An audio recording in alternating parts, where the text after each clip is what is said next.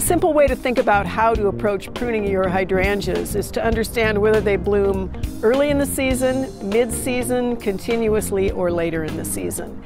And if you can keep that in mind, it'll make the task a little bit easier.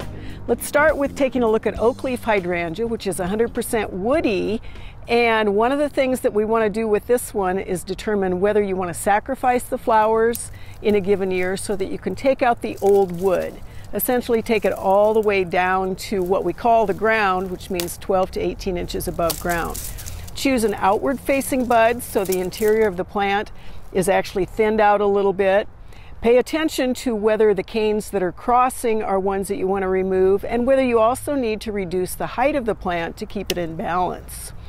One of our latest blooming hydrangeas is the panicle type, and this would include ones like Unique, Limelight, Tardiva. These are ones that are 100% woody, really tough plants, and you can actually prune them into small trees. This might be one you would have seen at your grandmother's house as a small tree. Pruning on this, since it is a late season flower, that means it sets its buds in the current year's growth, so you can take that down anytime the plant is dormant. And you can see where the old pruning cuts were made last year to reduce the height, bring the flowers down into a level where they are actually beautiful and can be seen without having to get on a step ladder. And again, what you want to look at is pruning these down to a certain height. Even though the big leaf hydrangeas like Endless Summer and Glowing Embers are hardy in our climate, they're likely to go to the ground in any given year, which means that you need to prune for the flowering for the coming season. They bloom on both previous year's wood and new wood, so that means in a hard winter, all the tops will have died. We go ahead and take those off above a viable bud, and again, look for a bud pointing in the correct direction.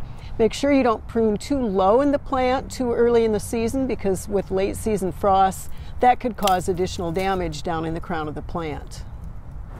The best known of the smooth hydrangeas is Annabelle, and there are a couple of ways to prune this one. You can take them all the way down, all the way to the ground. What you'll get is thin canes with monster big flower heads. If instead you choose to prune back by about 12 inches or so, again back to live wood, what you may get is a stronger cane, a little bit of a smaller flower head, but one that won't flop over in the rain. So with the hydrangeas, again, the main thing to understand is when they flower, whether they are something that wants to go to the ground or not, choose an outward facing bud if at all possible, make a slanted cut if at all possible, prune when they're dormant if at all possible, and enjoy the beautiful fruits of your labor in the form of great big flower heads.